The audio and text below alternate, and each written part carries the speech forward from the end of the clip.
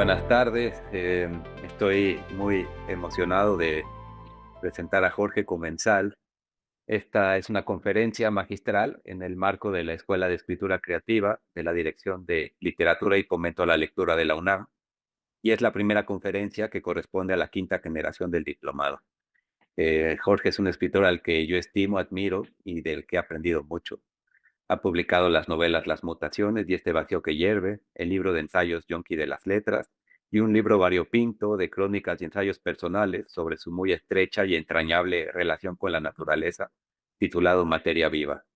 Es, sin duda, un escritor muy importante para nuestra casa de estudios, entre otros motivos, porque hoy es el director de la revista de la universidad, pero también me gustaría comentar que hace mucho tiempo fue coordinador de un diplomado de escritura de no ficción, que es uno de los antecedentes del diplomado en el que estamos ahora. A nombre personal, quiero agradecer la confianza que depositan en la escuela Rosa Beltrán, coordinadora de difusión cultural, Julia Santibáñez, directora de la Dirección de Literatura, y Marta Santos, subdirectora. Y gracias otra vez a Jorge, quien aceptó muy amablemente no solo venir hoy, sino la provocación que le propusimos. En este momento nos gustaría pensar, y creemos que este diplomado es el espacio idóneo para hacerlo, en la posibilidad de que no solo es posible y deseable la enseñanza de la escritura creativa, sino que la escritura creativa tiene mucho que enseñarnos para nuestras vidas.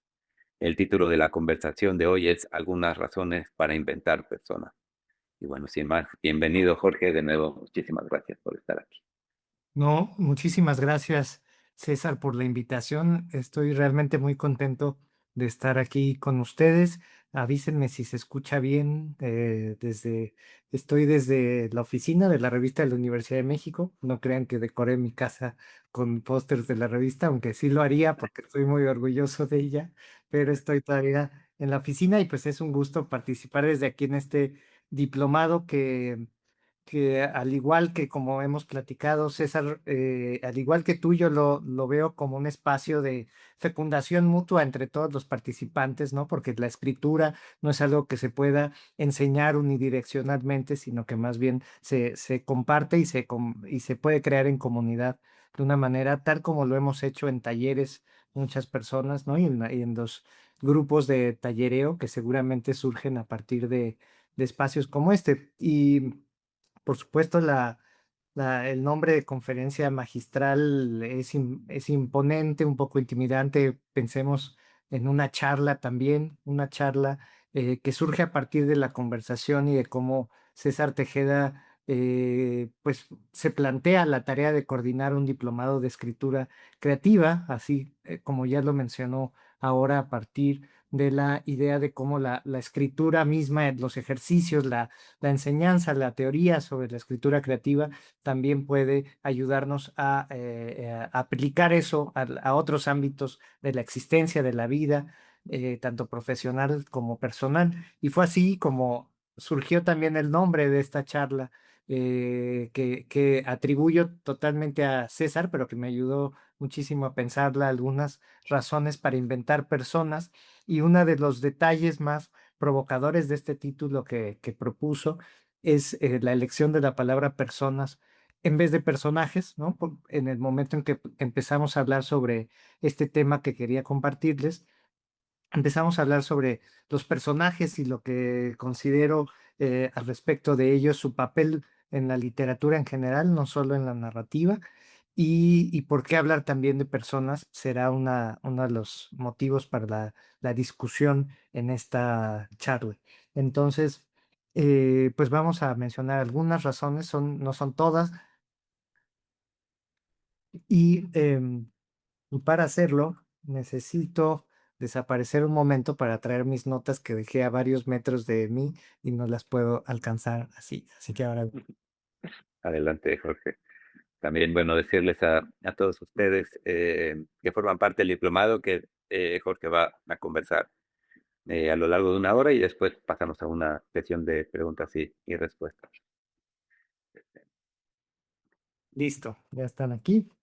Eh, entonces, bueno, una de las puntos de partida que quería compartirles era al partir de una idea de la escritura creativa, ¿no? Y cómo eso demarca el ámbito de lo que se está explorando en este diplomado. yo me preguntaba, bueno, ¿qué es lo que realmente podemos crear a través de la escritura y que la distingue de otra escritura no creativa, ¿no? ¿Qué creamos a través de la escritura? Y pensé en dos niveles de creación implícita en este nombre. El primero es la creación de comunidades, ¿no? De lazos, de grupos. La escritura, antes que nada, está hecha del lenguaje y el lenguaje es un medio de comunicación, ¿no? No lo llamaré herramienta porque podría resultar demasiado práctico y a través del lenguaje logramos cosas extremadamente imprácticas, pero muy importantes para la vida porque no solo de pan vivimos las personas, ¿no? Y entonces creamos comunidades que llamo fantasmales en la medida en que la escritura misma que implica un distanciamiento, ¿no? Mientras que la literatura oral, que es la que existió y sigue existiendo en muchos contextos desde mucho antes de que hubiera escritura, formaba grupos y aglutinaba a las personas en esas escenas ya trilladas de la fogata, ¿no? Donde nos imaginamos a grupos de cazadores recolectores contando historias, cantando distintas formas de la poesía efectiva, recordando poemas que narran la memoria de la comunidad, contando chistes, contando chismes, toda clase de usos del lenguaje para vincularnos, para crear un contexto en común y que al crearse la escritura, permite que eso siga sucediendo, pero a veces con distancia y a veces con no tanta distancia por la lectura en voz alta. Entonces, lo primero que crea la escritura, pues es lo que está pasando en este mismo momento. Somos un grupo de personas, un par de decenas de personas reunidas. No, la mayoría de nosotros no nos conocíamos antes de llegar aquí, o tal vez nunca nos volveremos a ver después de esta ocasión, pero nos habremos compartido palabras y habremos a través de eso reforzado los lazos de la comunidad que necesitamos los humanos para existir, ¿no? Para realizarnos. Entonces, simplemente primero crear eso, esas comunidades fantasmales y esos fantasmas, por fantasmas pienso en las personas que nos leemos y leemos, porque a la hora de escribir, ustedes cuando están escribiendo, todos aquellos que vayan a leerlos, pues solamente están ahí en un espacio potencial virtual. Los lectores no existen todavía, no sabemos quiénes son, a menos que estemos escribiendo uno de los géneros privados por excelencia, ¿no? Que es la carta. A menos de que le estemos escribiendo abiertamente una carta a alguien, no sabemos quién leerá lo que estamos escribiendo, pero existe un esbozo, una idea de con quién nos vinculamos. Y yo creo que ese es uno de los componentes importantísimos de la creación. Y esas son las primeras personas, tal vez que poniéndonos aquí en el lugar de quienes escriben, inventamos a la hora de escribir, que son a esas lectoras potenciales, esas personas para las que estamos haciéndolo. Hay quien sin duda tiene la idea de escribir por el simple gusto de hacerlo, sin pensar ulteriormente en alguien más para que escribirá, pero finalmente entonces ahí hay una persona para la que escribimos que tal vez somos nosotros mismos en otro momento, ¿no? O ese nosotros mismos que fuimos hace tiempo y que necesita que lo revivamos de algún modo, porque la escritura tiene mucho de invocación, ¿no? De traer a la presencia a alguien que no está ahí, así como hacían los espiritistas o seguirán haciendo en muchos contextos de invocar a alguien que se manifieste en donde estamos a través de la escritura, a través de la palabra. Entonces, lo primero que inventamos, las primeras personas que inventamos, son a esas personas a las que les estamos hablando cuando escribimos y que son importantísimas para aquellos que nos hemos sentido en algún momento de la vida solos, incomprendidos, existencialmente perdidos, que, necesitados de alguien a quien ya perdimos o a quien todavía no conocemos y con quien queremos formar un lazo. Y así va surgiendo, ¿no? Creo que el impulso de contarle a alguien lo que pensamos algo que sucedió o lo que estamos sintiendo. Y hago esta enumeración para marcar que no quiero limitarme mi enfoque a la narrativa específicamente, aunque tanto la narrativa como el ensayo narrativo, más la crónica que el ensayo, han sido los géneros que más he practicado, pero soy un lector devoto de la poesía y también me parece importante para la poesía esta idea de la inventar personas, ¿no? Inventar personajes. Entonces, a la hora de escribir, inventamos a aquella persona a quien le estamos escribiendo y por lo tanto nos inventamos a nosotros mismos y a otros para esas personas a quienes llegará el texto. El inventarnos a nosotros mismos implica crear un personaje, delimitarlo, de terminar de definir sus rasgos a partir de la escritura y definitivamente no, nunca nos, por más que escribamos no ficción, en realidad no hay un empate perfecto entre quienes somos y quienes somos para los demás. Siempre seremos alguien diferente en cada situación. Entonces, en esa medida, nos inventamos a nosotros mismos. em, y esa invención tiene algo de descubrimiento, tiene algo de voluntad, tiene algo también de inconsciente, que es lo primero que quiero abordar ahora. Eh, y para hablar de ese inventarse a los demás y a nosotros mismos, lo que hacemos es al escribir hay una suerte de confianza, de intimidad que muchas veces no conseguimos de otra manera para comunicarnos. Y por eso creo que la escritura ha sido tan importante para desarrollar, digamos, la subjetividad moderna, porque casi nunca podemos decirle a alguien así de frente o frente a un grupo o a uno lo que podemos decirle por escrito. Y eso no solo se debe a que haya asuntos de pudor o de pena o de pánico escénico, no me refiero a esas cosas simplemente, sino a los propios mecanismos que tenemos los seres humanos de acceso a la conciencia, a la memoria, a la propia interioridad.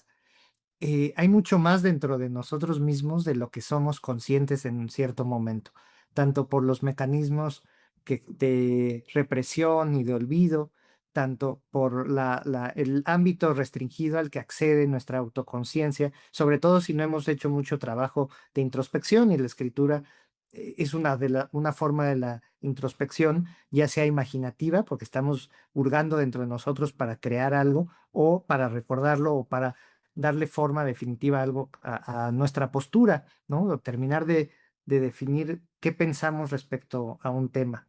Y esto es algo de lo que yo me hice consciente conforme escribía y conforme publicaba cosas que creía que eran absolutamente ficticias y que después descubría a veces por azar que estaban de un modo u otro asentadas en mi propia experiencia o en una memoria remota. Y voy a recurrir primero a un ejemplo muy cercano, que es el de mi primera novela, que se llama Las Mutaciones, y en la que figura como personaje cómico secundario un loro mal hablado, ¿no? Es un perico de la especie Amazona oratrix, que surgió realmente en los primeros esbozos de esta historia, en la primera imagen que yo vislumbré una noche sin tener muy claro de qué se trataba esa historia. Había un loro, había un hombre mudo, había un patio en el cual estaban juntos. Y ya empecé a a jalar los hilos de esos personajes, preguntándome quiénes eran, de dónde venían, por qué estaban juntos, a dónde iban. Y no fue sino hasta años después de haber publicado esa novela en la que el loro ha jugado un papel muy importante porque ha sido el más popular, el más representado en las portadas y demás, que hurgando en una caja de zapatos de fotografías, descubro que había un loro en mi casa de la infancia temprana, ¿no? Hasta cuando tuve 3, 4 años, hubo un loro del cual genuinamente, por más que me he esforzado, no tengo ningún recuerdo, pero está ahí, está en las fotos, en la jardinera, junto a mí, con sombrero de Panamá, en triciclo. No hay duda de que ese loro existió y sobre él ya no le puedo preguntar a nadie, pero ahí está, en las fotos y estoy seguro entonces que por lo tanto está en el subsuelo de mi mente y de ahí salió para incorporarse a esta historia, ¿no? Y yo no creo que el oro me haya maltratado de ningún modo, no creo que me haya vejado. Y con esto quiero decir que no creo que yo lo haya reprimido voluntariamente, simplemente que por la dinámica de formación de la memoria temprana, uno se acuerda muy poco de sus primeros años de vida. Entonces no creo que yo haya querido reprimirlo, pero simplemente no se incorporó a las redes de mi identidad y de mi memoria, de mi propio relato al que puedo remitirme para narrar quién soy, pero ahí está. Y la forma que tuvo de salir fue a través de la imaginación. Pero hay otras formas mucho más importantes de comunicación con lo que somos y a lo que no tenemos acceso, que también he vivido en carne propia y que probablemente ustedes con lo que se han enfrentado es que al leerse pueden empezar a descubrir patrones, obsesiones, personajes que si confían en el psicoanálisis o simplemente en la plática con alguien, se pueden descubrir que hablan de ustedes, de su pasado, de sus traumas, de sus deseos más secretos, de cosas que probablemente, o que ni siquiera nos damos cuenta, pero que pertenecen al ámbito del inconsciente y que pueden llegar a la escritura gracias a que a través de la ficción, de la imaginación o del pensamiento frente a otra obra o de la lírica, simplemente pasan de contrabando, no tienen que pasar por las aduanas de la autoconciencia identitaria de quiénes somos,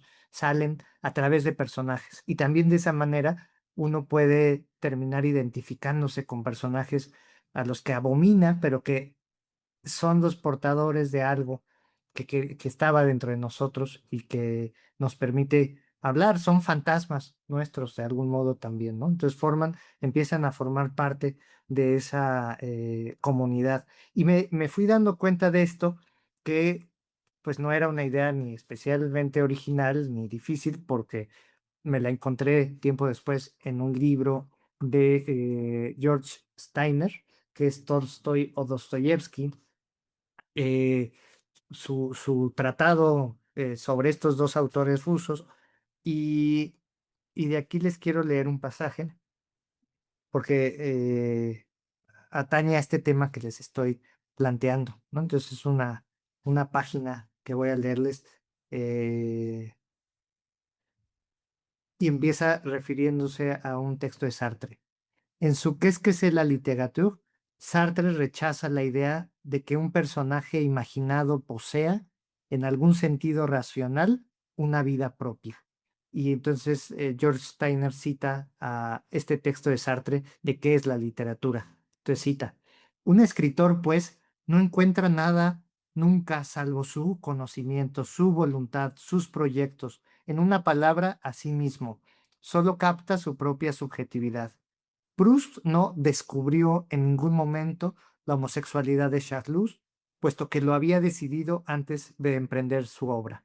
Aquí termina la cita de Sartre y Steiner sigue para contradecirlo. Dice, las pruebas que tenemos de los productos de la imaginación no apoyan la lógica de Sartre.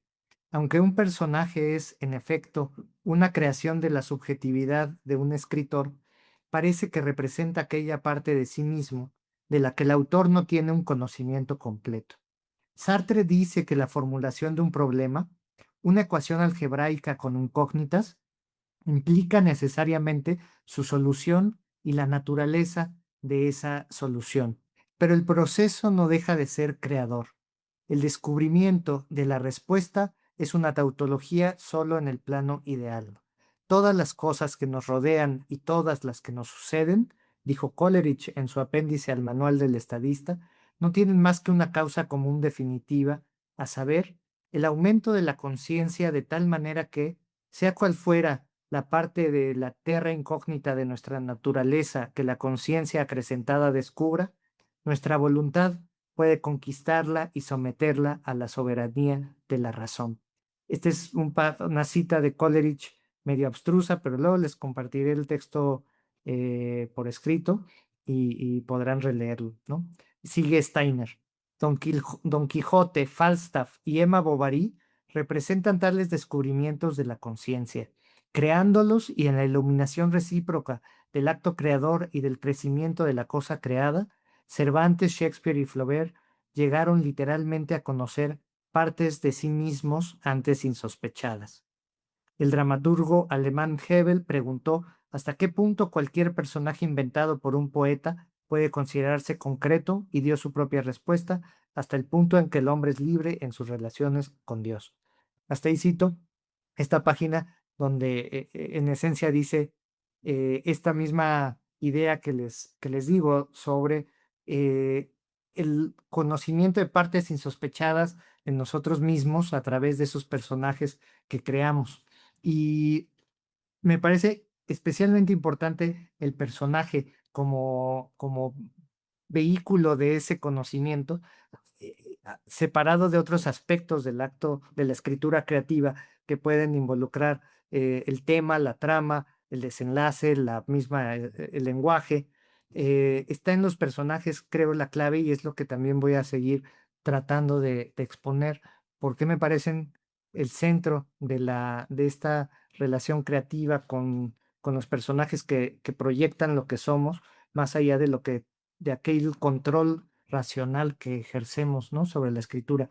Porque em, si imaginamos cómo nos disponemos a crear un texto, uno de los actos sobre los que tenemos mayor control, sobre los que podemos ejercer un control más consciente, es el del tema, me parece, si es que empezamos por ahí en nuestro proceso creativo, si empezamos diciendo, quiero escribir sobre la guerra civil española o sobre la crisis de desaparecidos en México o sobre el arte rococó en algún lugar. Es algo que más o menos escogemos en función de algunos propósitos explícitos que ya tenemos.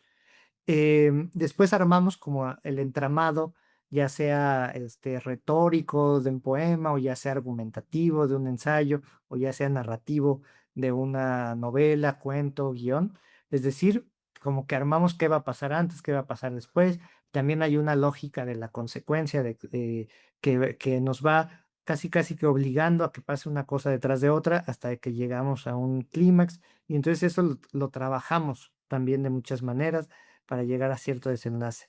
Pues el lenguaje es una herramienta que usamos con nuestro propio estilo y tratamos a veces de crear una atmósfera a través de nuestra adjetivación, si adjetivamos de una manera tenebrosa y gótica o si queremos algo que sea telegramático para transmitir urgencia o si nos ponemos a buscar sinónimos en internet para que nuestro lenguaje esté muy exuberante. Es decir, todo eso son búsquedas conscientes y sobre las que hay más o menos control y en las que hace falta alguien que participe, que ese es el centro, ¿no? O sea, por más que tengamos tema, trama, prosa, alguien tiene que hablar desde la misma voz narrativa o voz lírica que tengamos, y ese es ya un personaje que hay que inventar.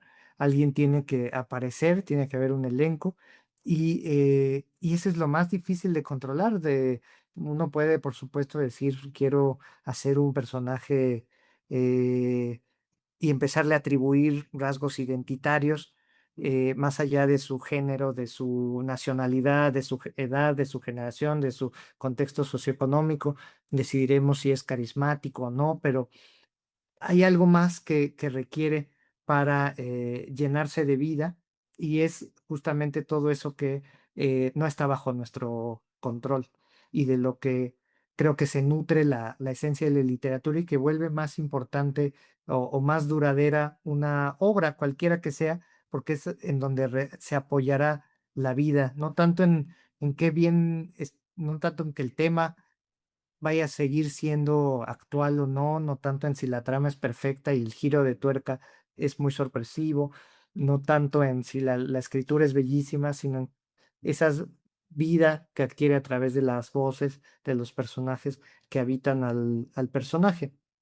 Y a partir de eso me quiero centrar en en un ejemplo y me costó cierto trabajo escogerlo. El ejemplo que escogí es el de un personaje sin autor, también para poder hablar de esa relación entre el inventarse al escritor y el inventar a sus personajes. Y se trata de El Lazarillo de Tormes, un libro viejísimo, ¿no? Que leerá sobre todo quien haya ido a carreras de letras o de literatura.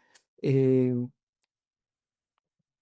Pequeña novela de la que no se habla mucho porque uno de los lugares más trillados de la historia literaria es que El Quijote es la primera novela moderna en que Cervantes inventó a los primeros sujetos modernos de la narrativa, pero más de medio siglo antes de que se publicara El Quijote, surge este librito, La vida de Lazarillo de Tormes y de sus fortunas y adversidades, em, que es una pequeña novela fascinante con la que yo me obsesioné al grado de que creí que me iba a dedicar a ella en cierto momento muy prematuro de mi carrera en letras en la UNAM. Ya después tuve otros giros vocacionales muy abruptos, pero siempre se ha quedado conmigo por varias razones. Y una de ellas es porque genuinamente creo que Lázaro de Tormes es el primer personaje moderno de la literatura en español y probablemente de toda la tradición occidental. Las primeras ediciones que hay de Lazarillo de Tormes, todas son de 1554. Hay el tres o hay una cuarta, me parece, conocida por un solo ejemplar, en distintas ciudades, Amberes y dos ciudades españolas.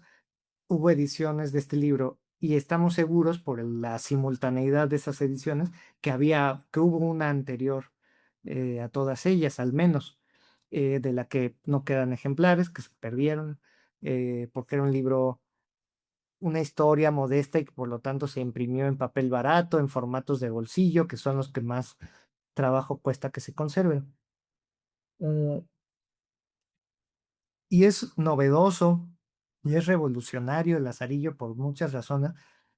Y una de ellas es que de pronto nos encontramos a una persona, a un pícaro, que esa idea del pícaro literario surge a partir del Lazarillo y genera toda una tradición literaria. O sea, un muchacho habilidoso, incluso tramposo, que surge de una situación muy marginal para enfrentarse a la vida y que a través de su mirada se critica a toda la sociedad y que entonces de pronto, por primera vez en la historia de la literatura hispánica, pues un muchacho así nos habla, toma la palabra para hablar en primera persona, que es algo ya muy moderno de la narrativa, y contarnos su vida. Lo hace dentro de una estrategia narrativa de tener un destinatario ficticio.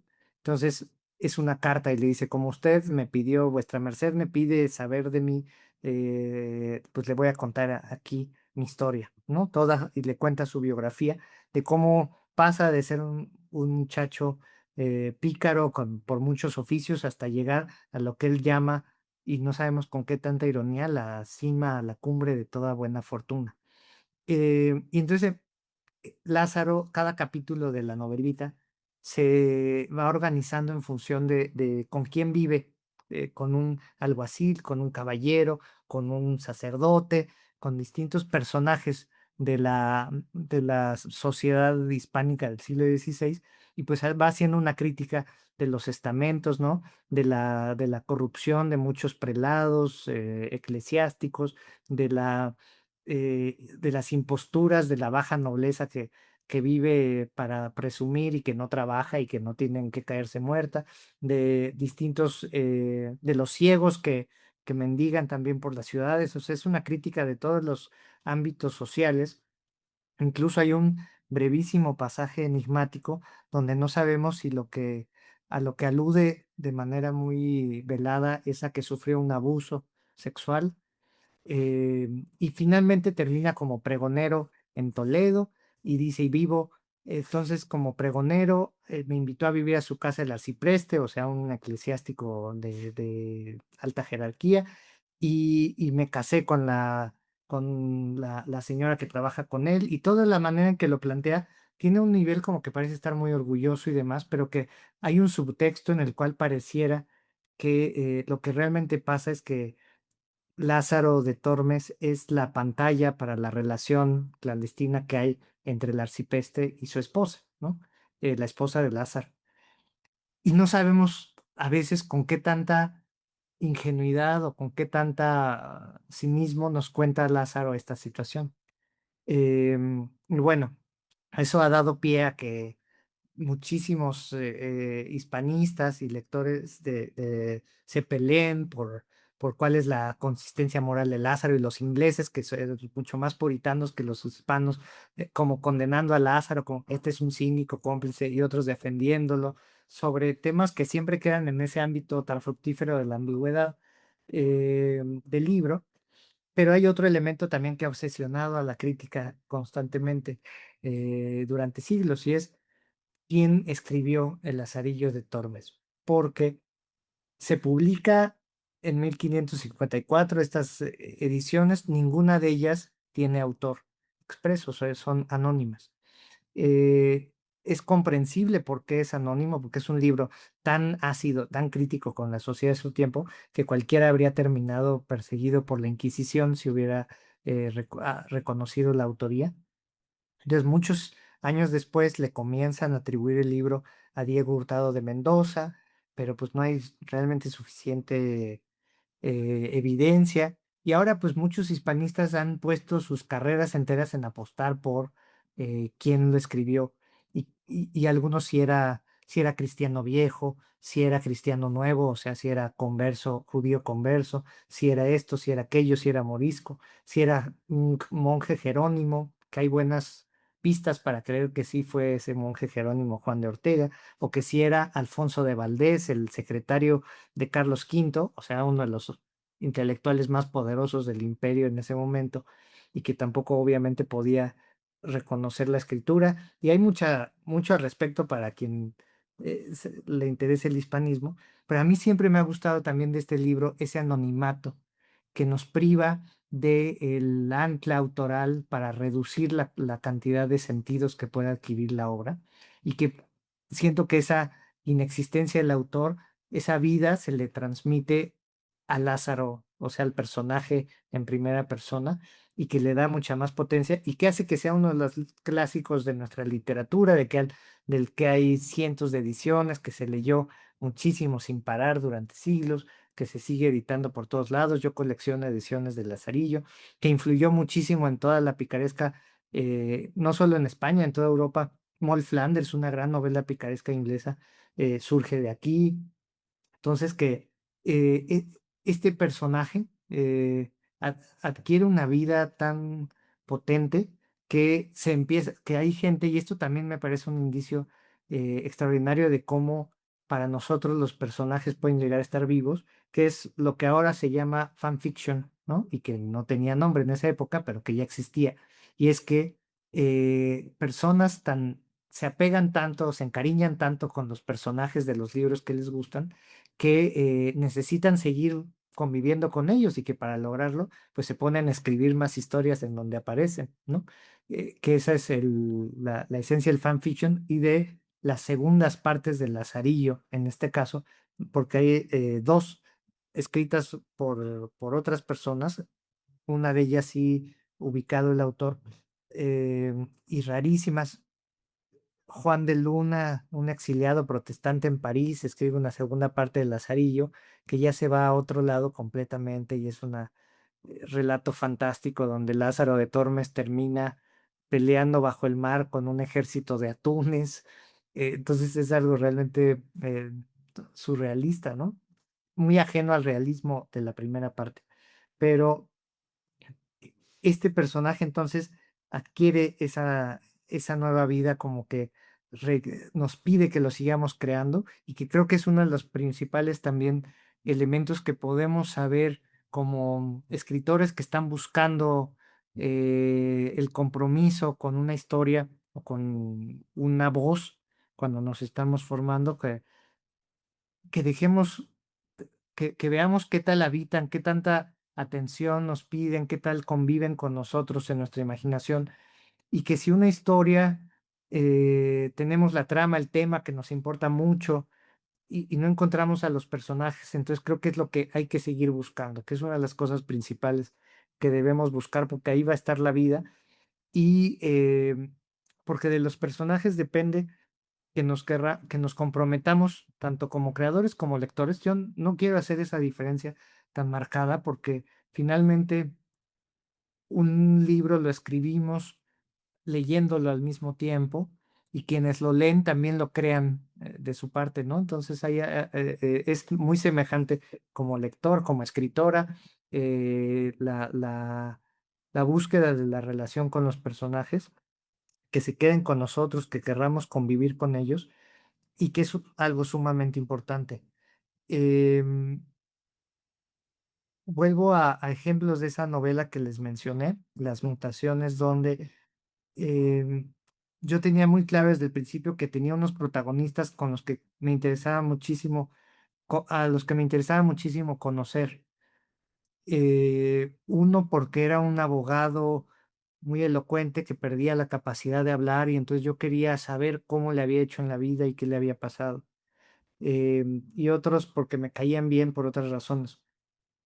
Pero había uno, por ejemplo, que a mí me causaba de entrada cierta repulsión, que era el oncólogo, el médico que iba a tratarlo y en el cual de entrada yo me di cuenta que estaba volcando mis críticas contra la profesión médica, contra la relación médico-paciente.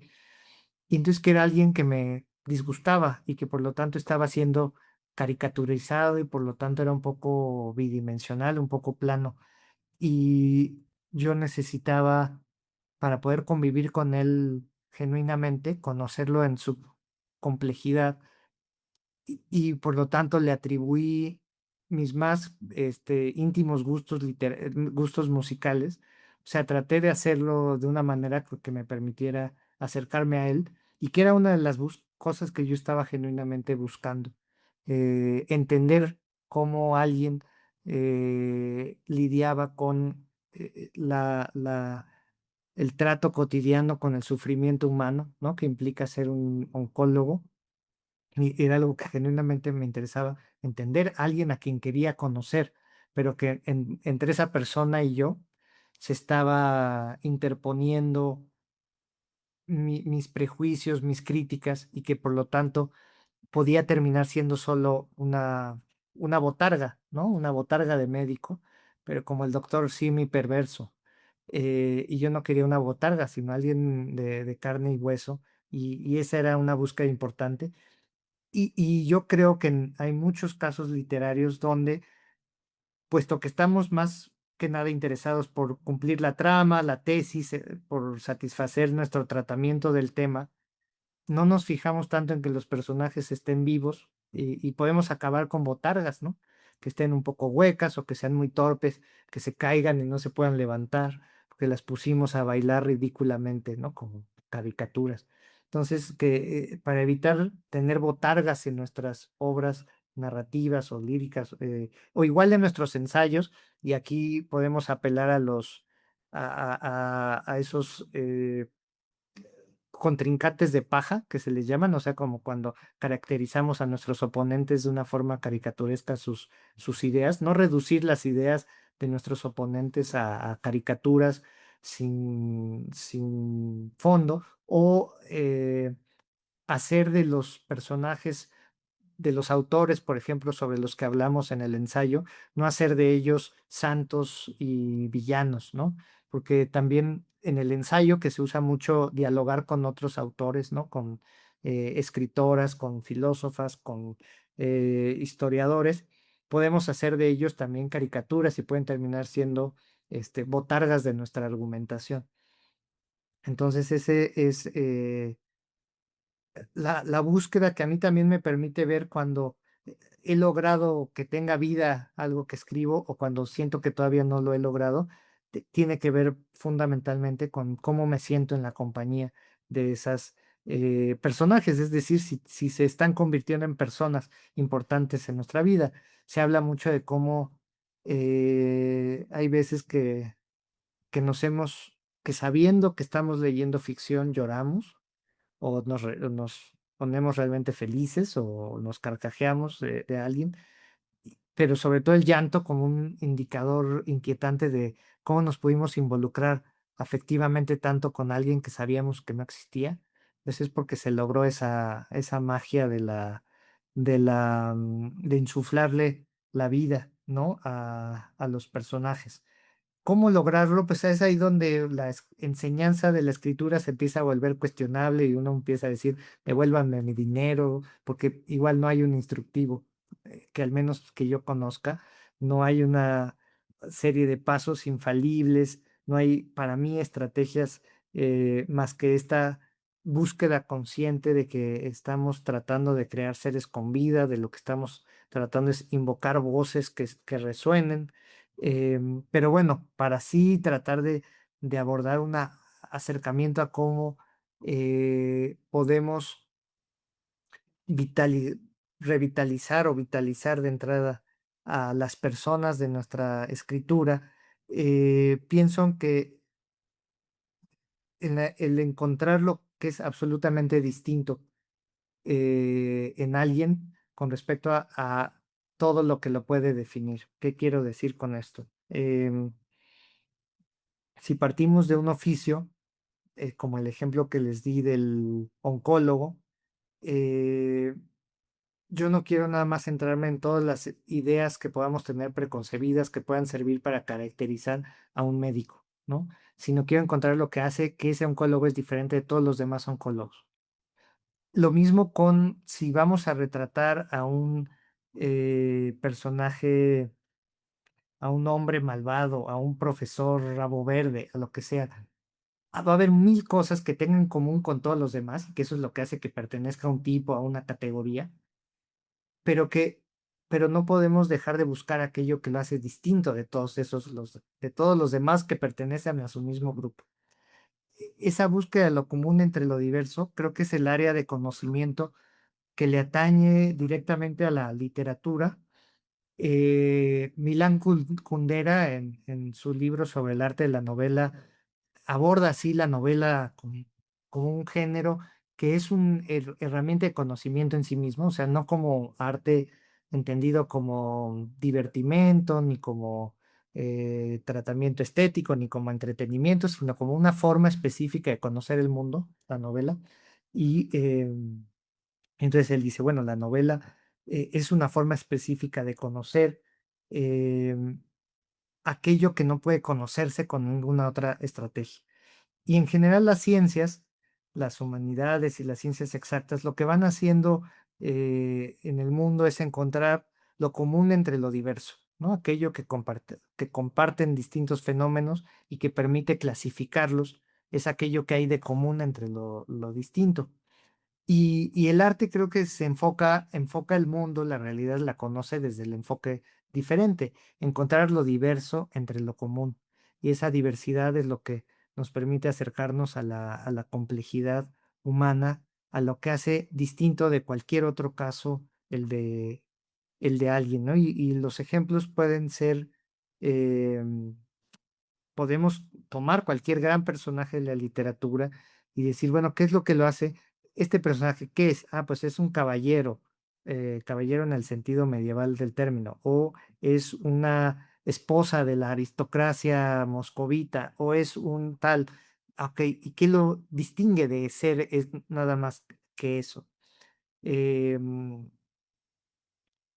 recurro a otro de mis casos, ¿no? Del personajes que invento tratando de comprender a otros, y este es el de un sepulturero, no, de un vigilante de un cementerio que empecé a construir a partir de entrevistar sepultureros, vigilantes, y que por lo tanto iba a tener una serie de rasgos comunes a lo que yo podía pensar de, cómo es un mexicano de veintitantos años que trabaja como guardia en un panteón civil y que por lo tanto se parece a todas estas personas concretas que he conocido.